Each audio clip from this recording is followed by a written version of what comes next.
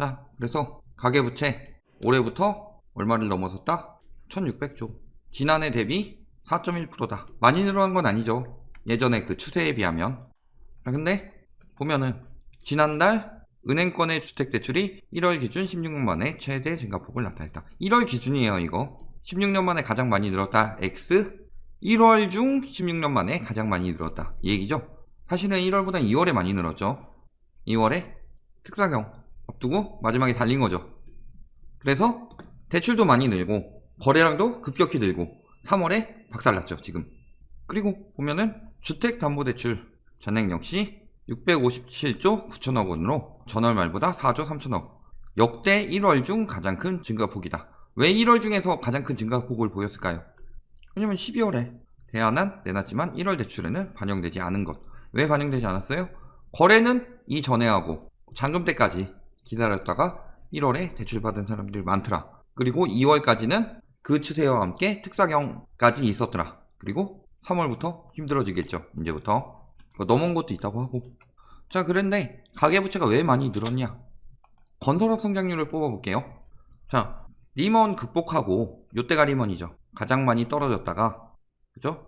경제 성장률이 한 번에 팍 오르죠. 이때 떨어진 만큼 다시 회복되면서 여기까지 조금 여파를 주다가 겨우 이 정도 수준, 거의 3% 안팎을 돌았더라. 그런데 이 3% 안팎을 뭘로 유지했냐 라고 보면은 2014년에 7월에 뭐 들어갔다고 그랬죠? 최노믹스. 9월에 재건축 연한 완화, 12월에 부동산 3법, 민간택지 분양가 상한제 폐지, 재건축 초과이익 환수제 폐지, 잠정적이라지만 둘 다. 그리고 재건축 3주택, 조합은 3주택 허용까지 부동산 3법 해서 뭐를 한 거죠? 빚내서 투기하세요 해서 집값을 올려서 건설 경기로 띄운 거죠. 가격을. 아니 그 경제 성장률을. 그러니까 실질적으로 이때 별로 딱히 뭐 제대로 한 거 없이 이렇게 내려갔어야 되는 건데 얘로 띄운 거잖아요. 건설 경기가 이렇게 건설사들이 잘 먹고 잘 살아지면서 그동안에 뭐가 늘었다? 건설 경기는 뭐로 띄운 거죠? 가계부채. 자, 건설사가 돈을 많이 벌기 위해서는 분양가를 높게 받도록 해줘야 되겠죠. 근데 분양가를 높게 받도록 하기 위해서는 시세를 올려야 되겠죠. 분양가 상한제를 폐지하고. 그래서 분양가 상한제 폐지하고 시세를 마구 올렸더라. 그래서 가계부채로 받쳐 올려서 그걸 누가 잘 먹고 잘 살았다? 건설업체들이. 그래서 2017년 6.19 파리 대책이 있었지만 그때까지는 제대로 반영되지 않아서 건설업이 그때까지는 잘 먹고 잘 살았다. 그리고 2018년에 9.13 대책 들어가면서 건설 경기 확 죽었고, 작년에는 말에 들어갔죠. 12, 16이. 그러니까 조금은 더 살만 났지만 그래도 작살 났다. 9.13 여파도 있고. 사실은 근데 건설로 나라 살리는 거는 그렇게 바람직한 현상이 아니죠. 집값을 올리는 거니까. 뭐 건설이 아주 죽으면 안 되고 뭐 2%나 뭐 이 정도 수준에서 안팎으로 왔다 갔다 하는 정도가 괜찮죠. 이건 너무했죠. 지금은 요거 준비를 해놓고 있다가 당한 거니까 이렇게 된 거지만 사실은 이게 전년 대비니까 그런 거지 전년에 너무 많이 벌어갔었던 거죠. 자, 그래서 가계부채가 얼마나 쌓였냐? 4분기까지 1600조 1322억. 이 중에서 절반 이상은 주택담보대출이다. 주택담보대출 늘어나는 추세만큼 가계부채도 같이 늘어났죠. 근데 여기서 조금 더 치고 올라오는 건 그 외에 대출들이 최근에 끼었더라. 2019년에는. 왜? 2019년부터 중반부터 미중 무역전쟁 발발하면서 전체적으로 고용시장이 불안해지죠. 그러다 보니까 이제 그 소비도 줄고, 그 전에 내수 중심국을 만들어 놨었어야 되는데 내수 중심국이 안 됐죠. 건설만 띄웠잖아요. 건설만 띄워서 경제 성장률을 만들었지. 당시에 유럽 같은 경우는 리먼 터지고 유로존까지 겪은 다음에 자국 내 시설을 확충했죠. 자족 시설을. 그래서 그 내수 경기 시장을 살렸는데 우리나라 같은 경우는 건설업만 띄워가지고 경제 성장률 유지했으니까 미중 무역전쟁 왔을 때 타격을 오히려 미국이나 중국보다 더 크게 입었다. 왜? 여기가 무역수지 1위 나라고 여기가 2위 나라니까. 가계 부채가 벌써 1600조가 넘어갔다. 심각하죠. 자, 그리고 2월. 아까 1월 얘기 나왔으니까 2월 보면 2월이 전년 대비 9.3% 늘었다. 그 중에 주택담보대출이 다 끌어올렸더라. 뭐다 이거? 특사경 앞둔 거죠. 불법, 편법 자금. 최대한 끌었다. 할 수 있는 만큼. 대출도 40%인데 이 이상 최대한 받더라. LTV도. DSR도. DSR 잘 안 지켜졌었죠. DSR도 40%인데 최대한 이 이상 내준다는데 은행 돌아다니면서 이게 원래 개인별로 들어갔었어야 되는데 은행별로 들어가서 뭐 누구 20% 내주면은 같은 소득이면 다른 사람 60% 내줄 수 있게 됐고 뭐 이런 문제가 있어서 개선은 됐는데 지금 최대한 2월 전에 이런 거 땡겨받은 거죠. 그러니까 저번에 PD수첩에도 뭐 15억짜리 집 사는데 12억 대출받고 그런 경우가 나온 거죠. 그래서 증가 규모가 큰 폭으로 확대됐다. 이거 2월로 끝이죠. 3월 지표 나오면 금방 또 바뀔 텐데 보면은 얘기했지만 막차 타더라 막차. 경기도에도 뭐 수용성 이런데 중점적으로 특사경 돌더라. 그래서 최대한 이거 타가지고 많이 받은 사실인데 이걸 가지고 뭐 효과 없다느니 뭐 풍선 효과 때문이라느니 이런 얘기들 많이 나오겠죠. 3월 지표를 보면 나올 거예요 아마. 그리고 실질적으로 이건 2018년 기사예요. 최근 게 안 나와서 자영업, 전세, 보증금, 대출 요거 가계부채에 포함이 안 되죠. 요거 포함해 봤더니 2300조가 높더라. 아까 1600조였죠. 근데 1400조, 93조, 2000억 1500조라고 잡으니까 지금은 적어도 거의 한 2500조 수준엔 다다르겠더라. 이게 어느 정도다? 스위스에 이어 세계에서 두 번째로 높은 수준이다. 이 정도인데 가계부채가 아직 더 받을 수 있다 라고 하죠. 금리 인하됐으니까 아니면 양적 완화됐으니까 이 자금이 항상 하는 논리가 이거죠. 부동산으로 흘러 들어올 거다. 맞아요? 자, 금리 인하 얘기는 좀 이따 하고 양적 완화 볼게요. 양적 완화 이번에 양적 완화 하는 거 뭐였죠? RP죠, RP. 이거 다 기업 금융기관으로 올라가죠. 금융기관으로 흘러가서 이 자금이 자, 갈 수 있는 데 1번 갈 수 있는 방향이 금융기관이 1번 기업을 돕는다. 2번 가게에 뿌린다. 3번 금융기관이 부동산을 사서 올린다. 4번 채권 산다. 5번 주식 산다. 금융기관이 뭐 불릴 수 있는 건 이 정도겠죠? 금 사진 않을 테고. 자, 그럼 이 중에서 제일 가능성 있는 건 뭘까요? 일단 가계로는 안 가겠죠. 예대율 때문에. 예대율 때문에 가계로 안 가죠. 예대율이 그 가계의 부채가 위험가중치가 15% 높아지고 기업이 15% 낮아졌으니까 부동산 사겠어요? 가뜩이나 경매 늘어나고 있는데 그 부동산 들어오는 것만으로도 충분하겠죠. 채권은 가능성이 있어요. 이거 2008년에도 그 짓거리 했으니까. 주식 지금 안정적으로 살만한 시기는 아니죠. 그래서 어디로 흘러 들어가도록 만든 거다? 기업. 목적은 기업으로 흘러 들어가라 라는 유동성이 기업에서 그러면 이 돈을 받아가지고 부동산을 할까요? 기사 많이 떴죠. 대기업들에서 부동산 처분해서 현금화 시키고 있다. 왜? 지금 위험시기니까. 경제 위험시기니까 부동산 처분해서 그 현금화하고 있는데 부동산으로 가겠어요? 기업을 살리겠지? 현금화 시켜놓고. 그러니까 양적 완화로 인해서 부동산으로 돈이 흘러간다. 개소리죠. 그 RP 같은 경우는 채권을 금융기관으로부터 채권을 사가지고 한국은행에서 현금을 내주는 거죠. 그러면 한국은행에서는 이 채권을 계속 가지고 있겠어요? 계속 가지고 있지 못하죠. 유동성이 너무 많이 퍼졌다라고 하면은 뭐가 들어가요? 그 다음부턴 채권을 다시 돌려주고 현금을 회수하기 시작하겠죠. 그러니까 이거는 미국이나 일본 등의 양적 완화랑은 차원이 다르다. 돈을 막 뿌리는 게 아니다. 뿌려놓고 유동성 위험하면 회수하겠다. 이런 조건으로 뿌리는 거죠, 지금. 3개월간. 그래서 이렇게 3개월간 해가지고 하는 이유는 우리나라는 기축통화가 아니기 때문에 양적 완화를 너무 하게 되면 통화 가치가 굉장히 떨어지면서 위험해질 수 있기 때문에 이런 방법을 사용하고 그렇기 때문에 하이퍼 인플레이션 같은 경우는 일어날 가능성이 없다. 왜? 일어날 것 같으면 회수하면 되니까. 그런데 선동하는 거죠. 자, 양적 완화는 그래서 별일 없죠.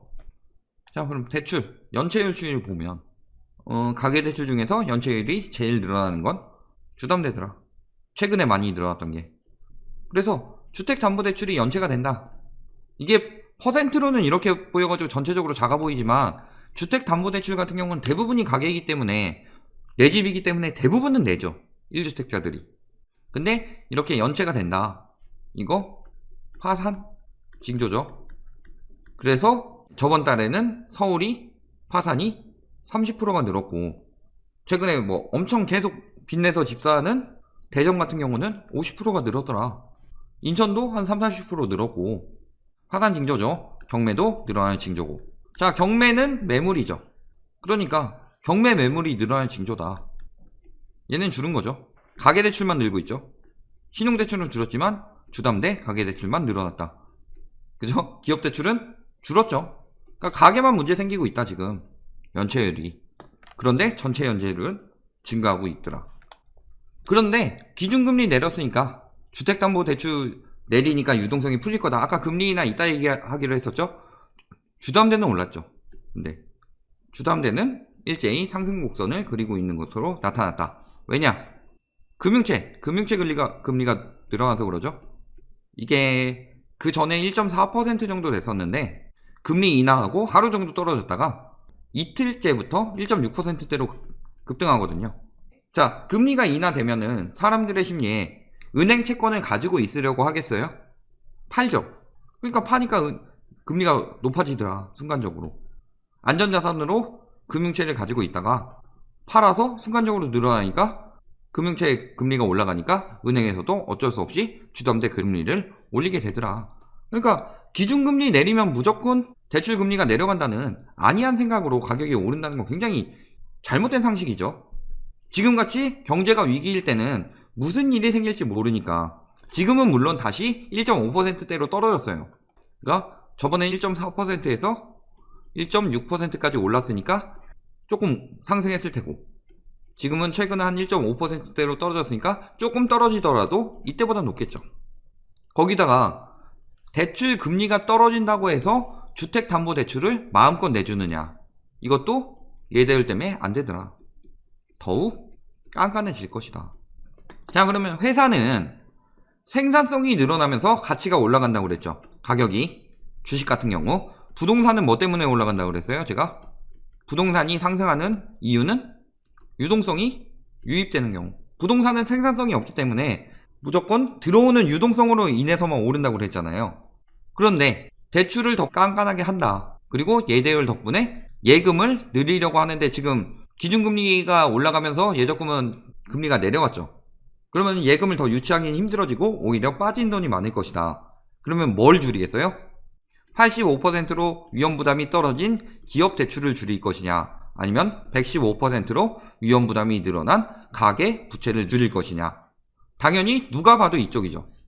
게다가 기업 쪽은 지금 계속 하라고 유도하잖아요. 정부에서 기업을 살려야 된다, 그래야 나라가 산다, 이런 느낌으로 가고 있잖아요. 그러니까 당연히 가계 부채에서 더 깐깐하게 해서 대출을 안 내주겠더라. 그럼 유동성은 당연히 떨어지죠. 그러면 유동성이 떨어지면 부동산 가격은 떨어질 수밖에 없더라.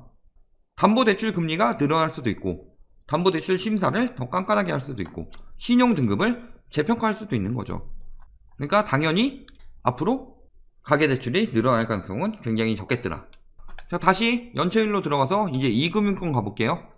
자, 새마을금고 같은 경우 연체율이 전년보다 늘었죠.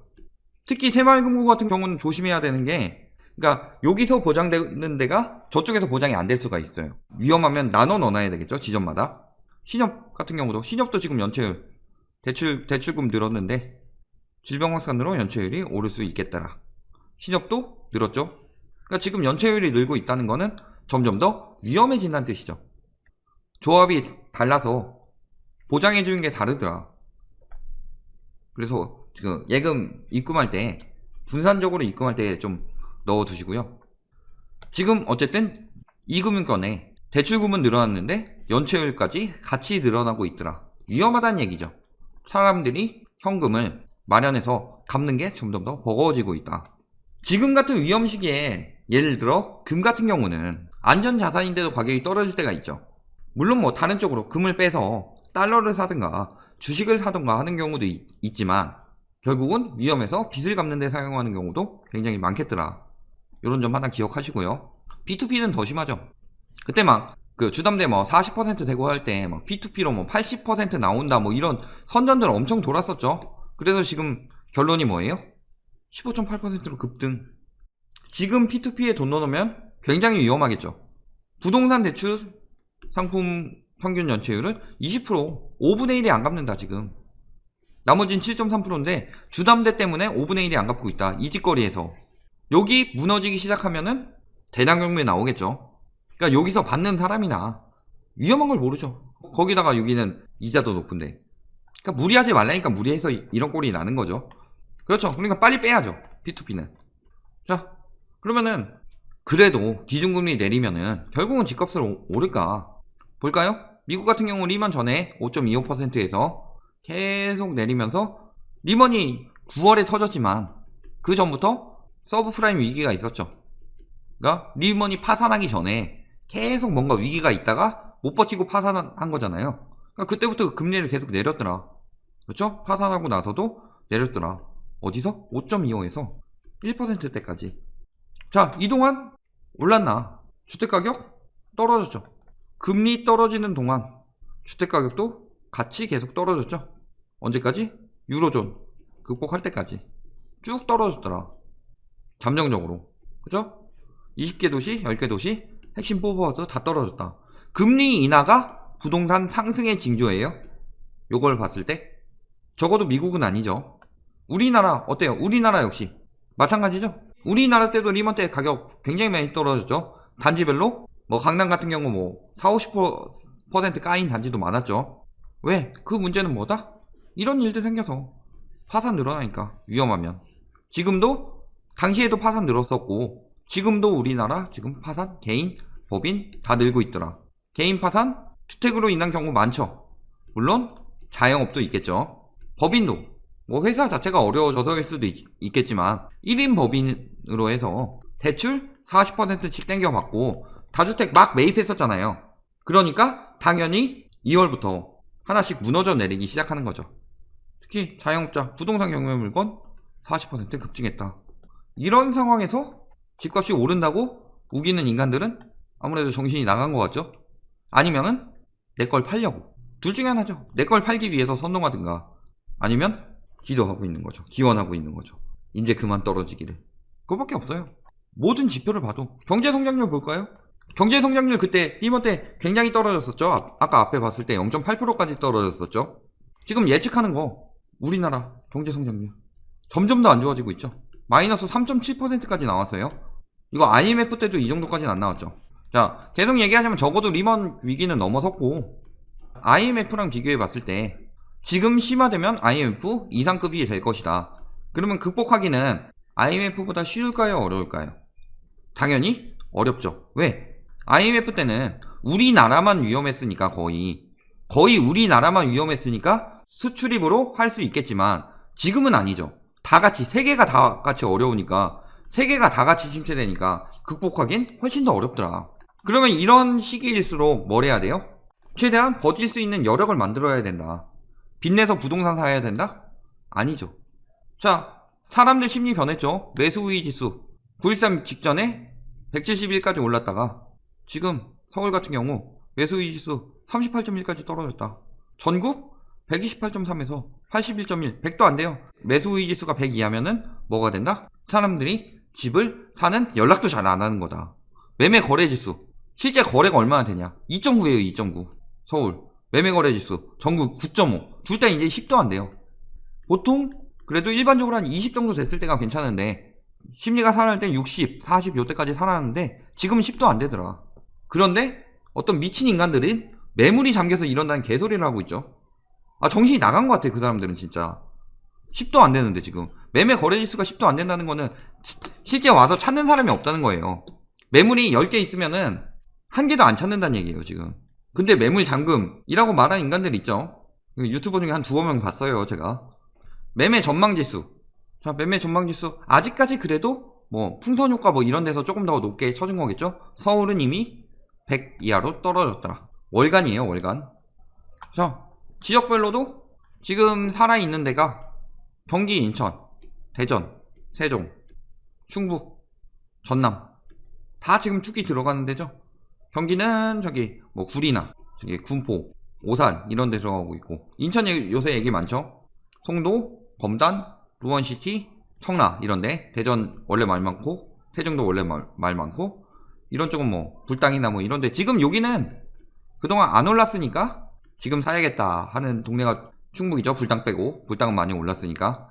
전남은 광주는 뭐 떨어지고 있지만 여승광 이런 데서 하고 있는데 실질적으로 이 KB 선도 아파트 50지수, 선도 아파트라는 건 뭐예요? 가격을 선도하는 아파트다. 이게 마이너스로 넘어왔더라 3월에. 그러니까 얼마 전까지만 해도 예를 들어 저기 잘 읽는 사람이라든가 아니면은 BBC 이런 인간들, 부동산 대강 읽는 사람이라든가 이런 사람들이 떨어진 거 교란, 시세 교란이다 뭐 이런 얘기 하더라도 떨어진 거다, 자기네들의 희망일 뿐이다, 이런 얘기죠. 자, 카페 반응에서도 지금 전반적으로 하락 시그널 얘기 나오고 있다. 원래 금매다 다시 오를 거다 이런 얘기 하고 있는데 지금 하락하고 있다, 이런 반응들 나오고 있죠. 맛동산 스터디 이런 데서. 그러니까 지금 전체적으로 경기가 침체되었고 이 문제는 12, 16 정책 때문이다. 맞죠? 이때부터 강남 정부가 하락했죠. 그리고 여기서 질병 문제가 거들어 준 거죠. 거들어 주면서 조금 더 가속화 시켰더라. 풍선 효과 이런 것들 한계가 있죠. 지금 수용성도 이미 심리가 확 꺾였어요. 경기도도 과천이나 분당 이런 데들 선도하는 지역들 다 떨어지기 시작했어요. 그럼에도 불구하고 집값이 오르겠어요? 설마? 집값이 오른다? 아니죠. 굉장히 지금 위험한 상황이에요. 지금 그 경제 성장률이나 모든 면을 봤을 때 예전 리먼이나 IMF 이상의 대폭락 징조가 오고 있다. 그러니까 저는 그때 얘기했던 게 이 질병 문제가 터지기 전까지만 해도 뭐라 그랬어요? 그때 정부에서 추구하고 있었던 건 가계부채 문제가 있으니까 단계적 하락을 원한다, 정부에서도. 그런데 지금 이 문제가 터지게 되면서 지금 대폭락 징조가 오고 있다. 매물을 가지고 있을 여력이 안 되니까 던질 수밖에 없고, 던지는데도 사는 사람이 없으니까 파상 경매가 늘어날 수밖에 없다. 그럼에도 뭐 때문에 오른다 라고 있으면은 얘기를 해보세요. 저희가 이런 부분을 다 반박을 했음에도 불구하고 그냥 반박했는데 그 다른 영상에다가 이것 때문에 오를 거임, 이것 때문에 오를 거임, 유동성 때문에 오를 거임, 다 그런 소리밖에 안 해요. 근데 지금 저희가 다 반박됐죠? 없어요. 폭락 기다리셔야 돼요. 지금 얼마나? 최소 3, 4년.